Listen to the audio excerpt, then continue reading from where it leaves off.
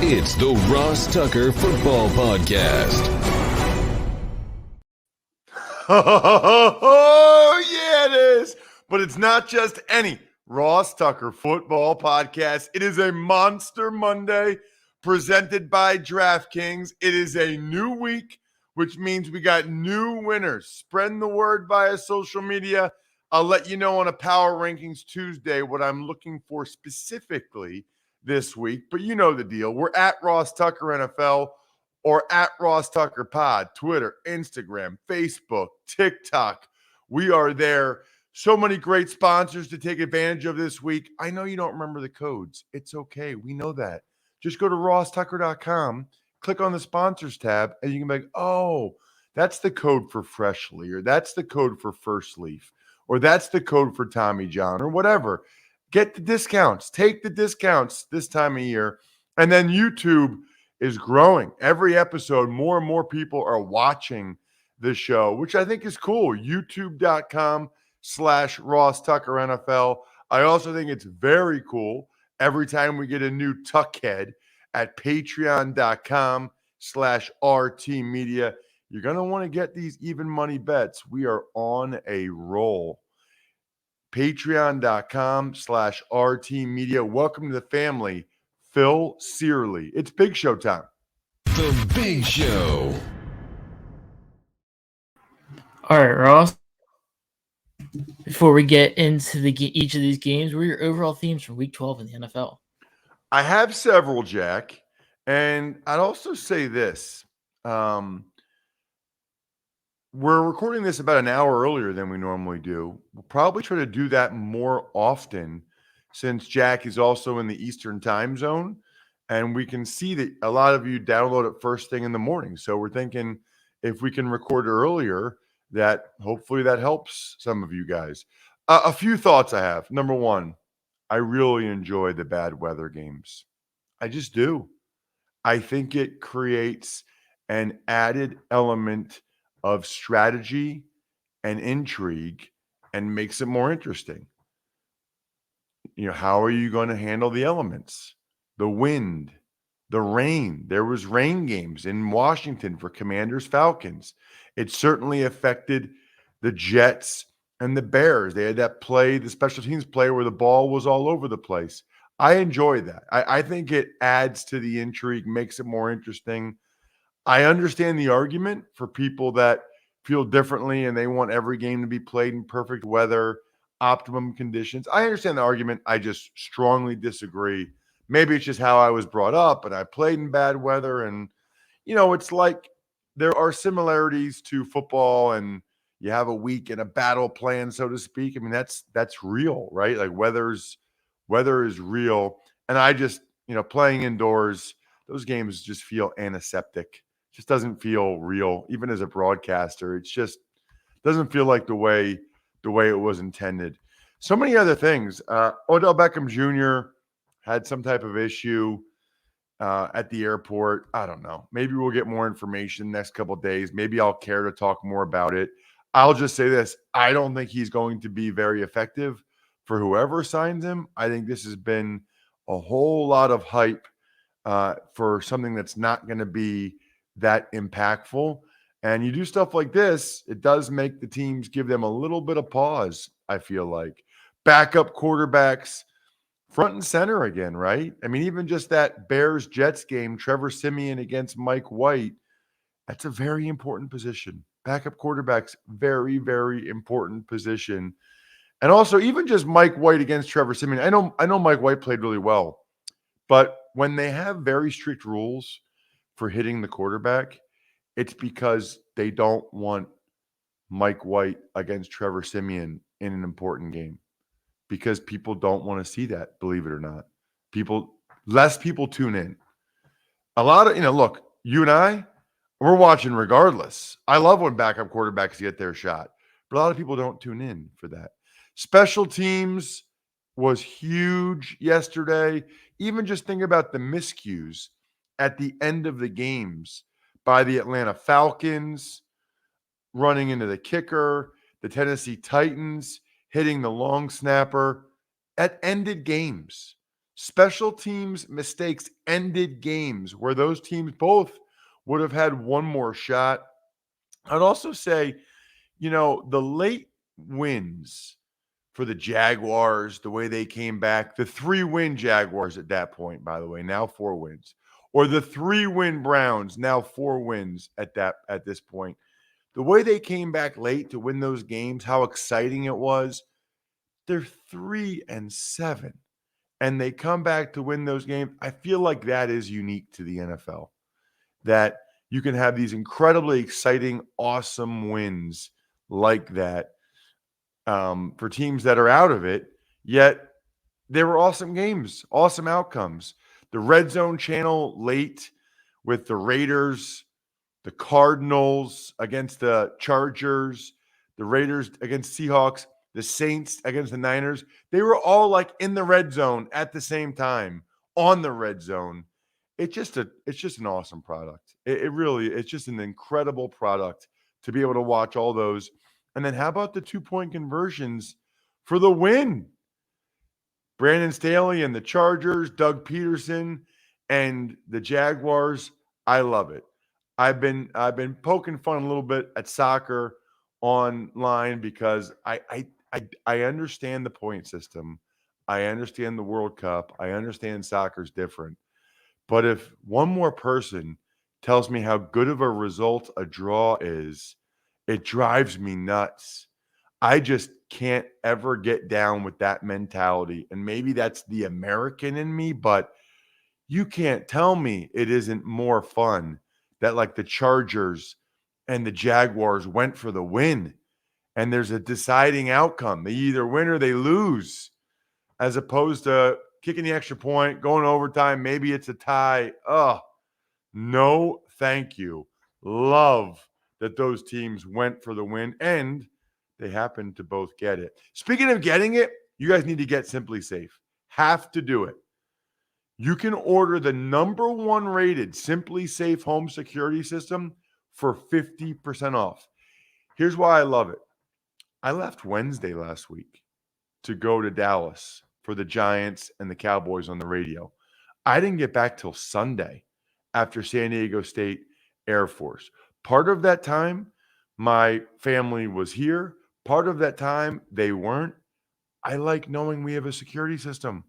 I like knowing that they're protected when I'm not here and that nobody's in the house when nobody's here. Because as soon as I got back Sunday morning, turned the system off. That means nobody was in. Otherwise, it would have been triggered. Not only that, especially with all these packages and stuff, it's so nice to have the HD security cameras. It really is. Do not miss your chance to save big on the only security system that I recommend. Get 50% off any new Simply Safe system at simplysafe.com/Tucker today. It's their biggest discount of the year, so don't wait. That's simplysafe.com/Tucker. There's no safe like Simply Safe. Tuck's Takes. All right, Ross, we'll start with the things that are just continuing to get worse for the Denver Broncos following a 23-10 loss to the Carolina Panthers. Well, their offense remains embarrassing. Nathaniel Hackett will be fired after the season, barring something incredibly unforeseen. The question really is, who else will go? Do they make a change in the front office as well? I don't think it's a great sign that Mike Purcell was yelling at Russell Wilson the way he was. I know they downplayed it after the game and said he was just trying to motivate him, but it's a bad, bad scene right now in Denver. And with that contract for Russell Wilson, it has to be incredibly deflating and disappointing for Broncos fans, who are pretty awesome, by the way. I thought Sam Darnold played okay. I mean, he wasn't great, but he did get DJ Moore involved, which they hadn't been doing. And DJ Moore had a big day. DJ Moore is a good player. Brian Burns just had a huge game as usual. He is going to get so much money from somebody. I mean, Brian Burns is going to get a crazy amount of money. For Denver, I guess the best thing was Latavius Murray was pretty solid. I will say this. The Sam Darnold stop, drop, and roll touchdown where he fumbled, then he jumped on it, then he rolled in the end zone. Absolutely hilarious. Just when you think you've seen it all, you see something like that. Nick Chubb rushes it in overtime to give the Browns a big win over the Buccaneers, 23-17. This game was awesome. This game was surprising. There was a skunk in the stands. I have a lot of questions about that. I posted that on Twitter at Ross Tucker NFL. Check it out. Really what happened is David Njoku had an unbelievable touchdown catch against Devin White in coverage, 4th and 10 with 30 seconds left.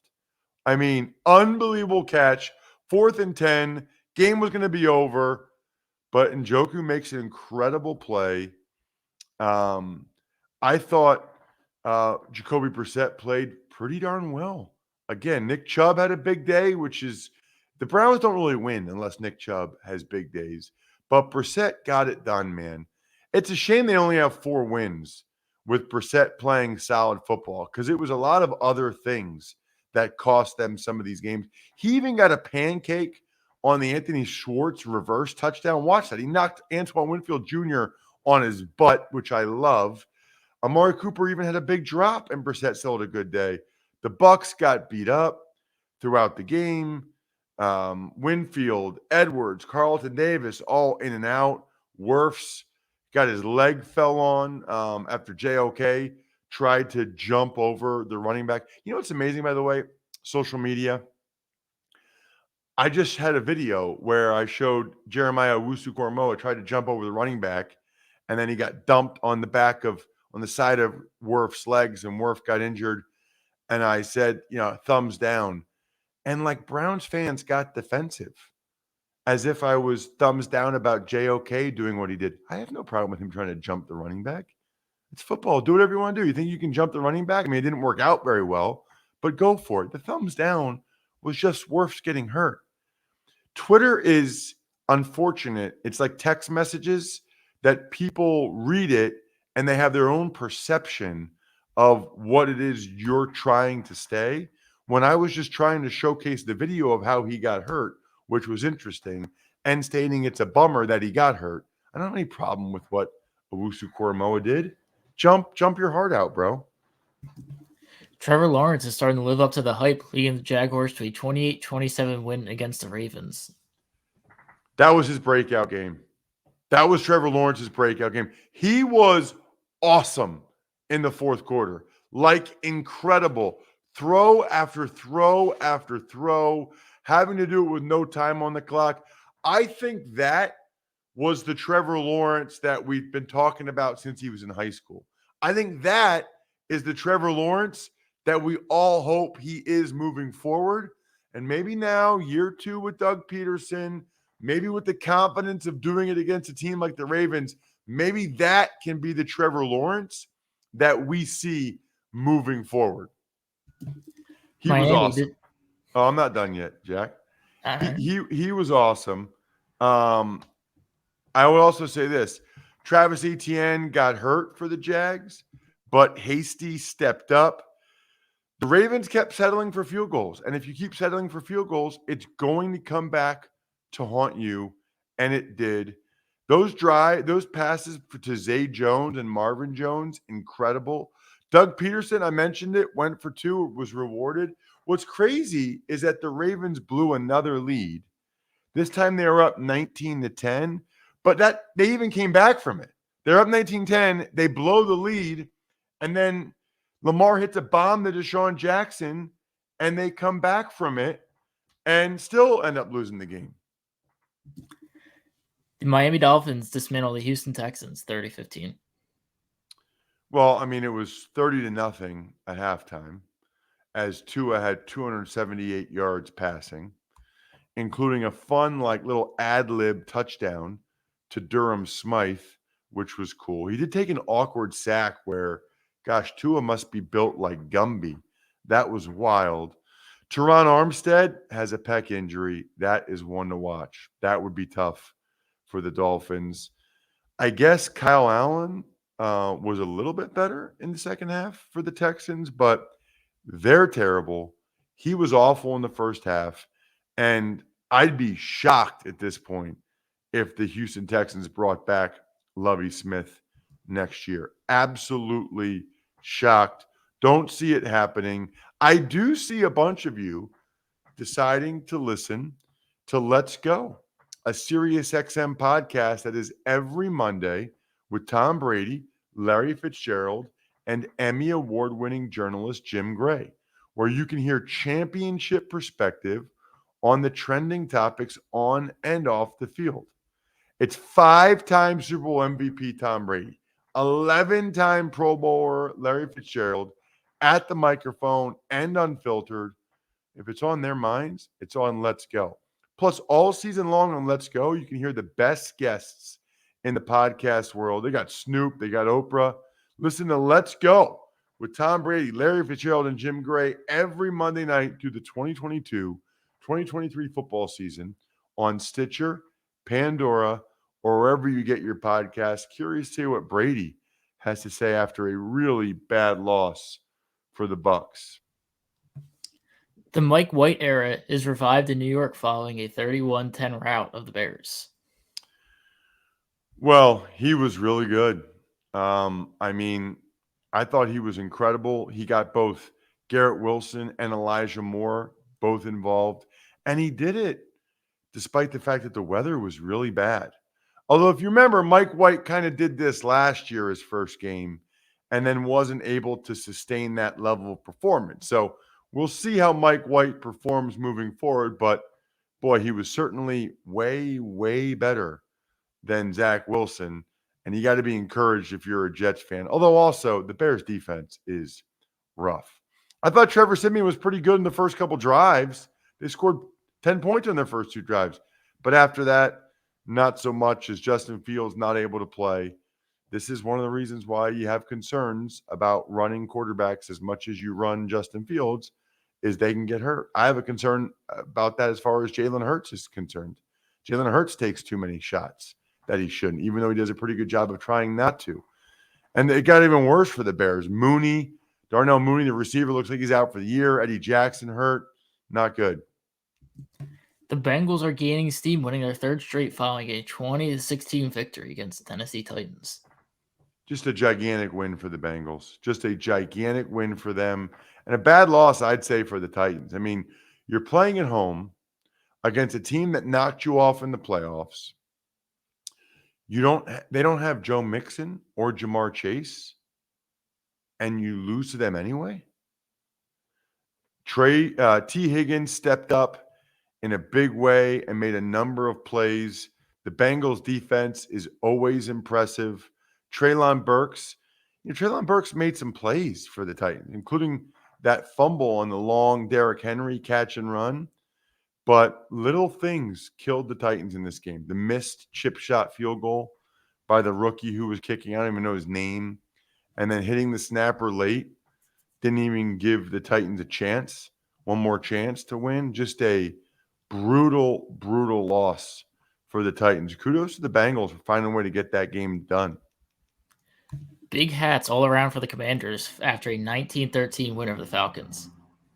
Yeah, I don't get the big hat thing at all. I think people are going to get it just because I think it's funny. But I will say this.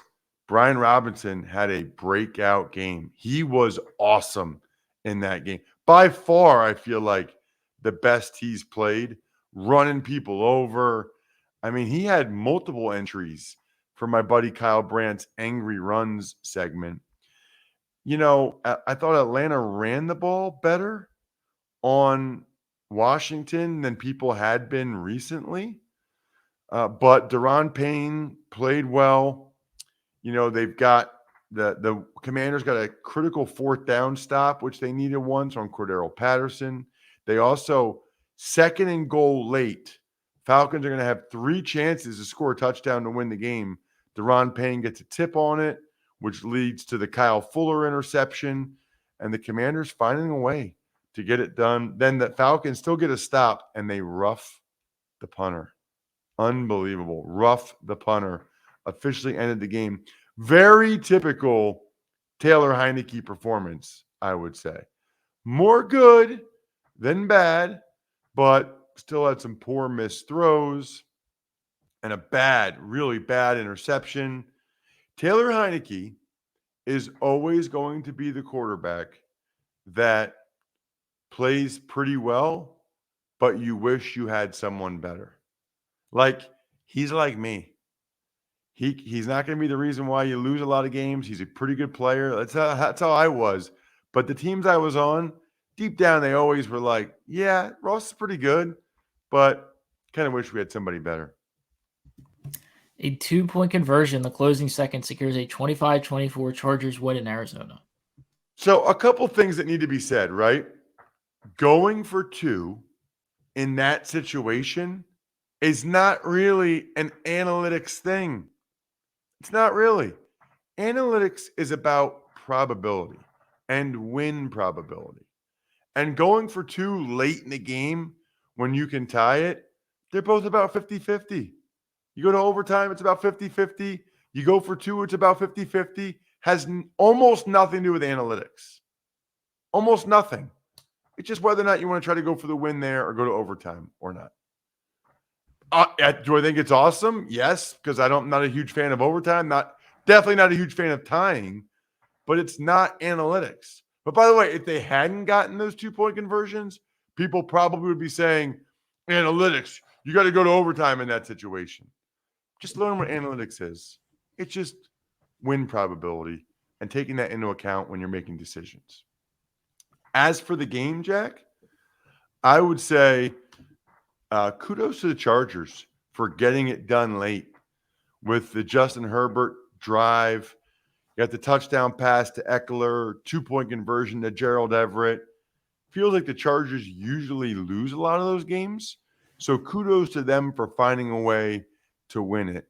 It's another one, by the way, Jack, on Twitter, where I mentioned, man, somehow they're going to, in my mind, I just figured they would lose that game somehow in excruciating fashion because that's the way the Chargers normally do it. And I was already like feeling bad for their fans, who I feel like are gluttons for punishment. And they end up winning. And all the Chargers fans are like, ha ha, see? I literally wanted you guys to win. And I was feeling bad that you were going to lose a close game again. Unbelievable. Everybody's so sensitive in life. Don't be so sensitive. I'm not. I thought Kyler Murray did some positive things with both his legs and his arm, but they couldn't move the ball late. The Cardinals had so many chances to put that game away, but they weren't able to do it. And that's kind of the story of their year. I'll be curious what the fallout is for them. Back-to-back walk-off victories for the Raiders after a shootout with the Seahawks, 40-34. That game was awesome. That game was really, really entertaining. Josh Jacobs had an incredible game. What do you have, over 300 yards from scrimmage or something, Jack? Just insane, including an 86-yard walk-off touchdown in overtime. Now, that is entertaining. That is fun. That's a way to decide an outcome. 86-yard walk-off. It's a walk-off. Seahawks, I thought, took a big step back on defense. They've been playing better on that side of the ball. Not so much. They did get some interceptions, but not good. Geno Smith continued to play well. I thought the Metcalf overturn was a tough call. Probably the right one, but a tough one. But the Raiders, man, their fans, they're getting their money's worth the last couple weeks. The Rams lose their 5th straight game, falling to the Chiefs 26-10. Joe Thuney missed the first game of his career after 107 starts. Can hardly even tell you how impressive that is by Thuney. I mean, really, really impressive. The Chiefs, it's interesting because the Chiefs moved the ball on all their drives. They just kind of got bogged down in the red zone, which doesn't usually happen to them, for some field goals. Mahomes had a horrific interception to Nick Scott where he threw the ball right to Nick Scott. I will say this for the Chiefs, they can draft, man. I mean, McDuffie, the corner, Karlaftis, the DN, Sky Moore, the receiver, Pacheco, the running back, Brett Veach can draft. And Allen Robinson is out for the season with a foot injury. as it just goes from bad to worse for the Rams. Now their coach is getting smoked in the head on the sidelines. Just rough. San Francisco gets an ugly win at home against the Saints, 13-0. They're all beautiful, Jack. They're all beautiful, just like the whiteness, which I love, the white and blue of that Labatt Blue Light can. It's so gorgeous. Now I have listeners who are buddies of mine, like my buddy Bo, texting me pictures of them drinking Labatt Blue Light while they're watching the football game because they want to support the official beer of the Ross Tucker Football Podcast. I love that. Anybody that drinks Labatt Blue Light because you're supporting the show, you're awesome. You got to email me or send me on Twitter the pictures of this. Email it to me, ross@rosstucker.com. Get that pristine Canadian goodness of a cold Labatt Blue Light in your hand. Always enjoy responsibly. Beer, Labatt USA, Buffalo, New York. As for the game, sorry, Jack. Sometimes that happens to me. You have to remind me because I get into the read. The Niners D just dominating. Gave up very little, forcing fumbles, stiffening multiple times in the red zone. That Hufanga guy really does remind me of Polamalu.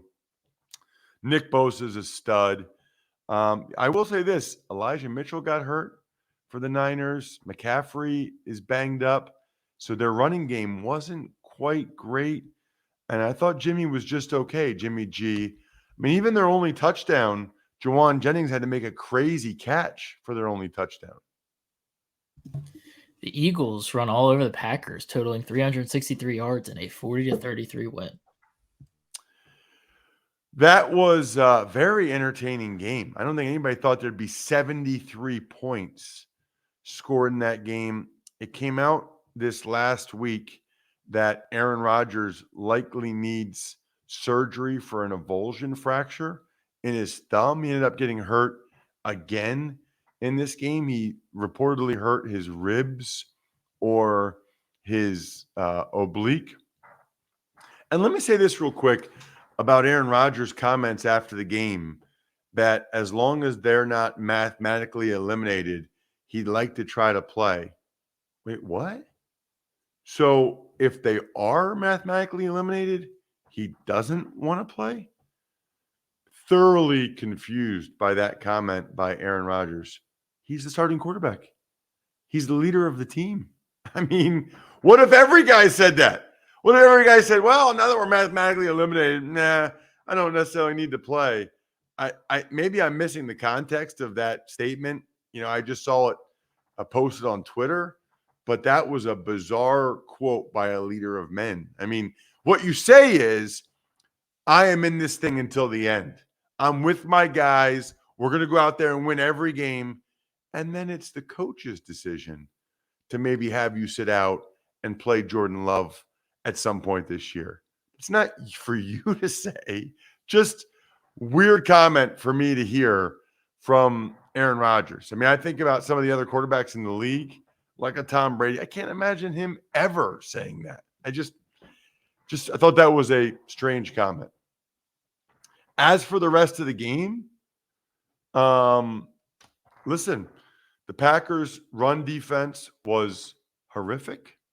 They couldn't slow down the Eagles even a little bit, as the Eagles are out here like setting records for rushing yards. Their defense was really poor. They did stuff the Eagles on a couple of back-to-back quarterback sneaks, but the second one, both of those were awkward quarterback sneaks. The Eagles tried something new on the first one, didn't work. The second one, they fumbled the snap. And they did get the fumble from A.J. Brown. But other than that, they could not stop the Eagles to save their life. I thought the Packers did some really good things offensively. A.J. Dillon, Aaron Jones, I mean, they moved the ball well against the Eagles most of the night. Even Jordan Love came in and did some really positive things. I thought he had some nice throws. Eagles special teams certainly need to be better than they were, but they take care of business. 10-1 are the Eagles, the only 10-win team already in the NFL. Shout outs are in order always to Pizza Boy Brewing, Sporticulture, HumanHeadNYC.com, SteakhouseSports.com, Go-Bengals.com, Evergreen Economics, Vision Comics with an X, BackOfficeScheduler.com, and MyFrontPageStory.com. Go there for a Cyber Monday deal. Don't go anywhere else. Go to MyFrontPageStory.com. She will cry. You will win. MyFrontPageStory.com. I think we're done here. Thanks for listening to the Ross Tucker Football Podcast. Make sure to also subscribe to the Fantasy Feast, Even Money, Business of Sports, and College Draft. All available at Apple Podcasts, rosstucker.com, or wherever podcasts can be found.